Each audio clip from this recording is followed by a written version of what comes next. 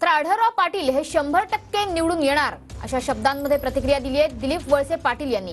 प्रकृतीत सुधारणा झाल्यानंतर आढळरावांना निवडून आणण्यासाठी आपण प्रयत्न करणार असल्याचं कॅबिनेट मंत्री दिलीप वळसे पाटील यांनी म्हटलेलं आहे। माझी प्रकृती आता एकदम उत्तम आहे। घरामध्ये पाय घसरून पडल्यामुळे थोडासा फ्रॅक्चर झालेलं होतं।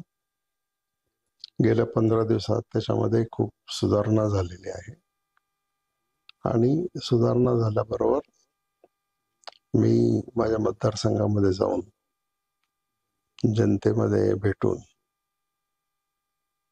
त्यांना चौकशी करायला पाहिजे ती त्यांची करणार आहे आणि शक्य होईल तेवढं शिवाजीराव आढळराव पाटील यांना निवडून आणण्यासाठी मदत करावी अशा प्रकारचा प्रयत्न करणार आहे।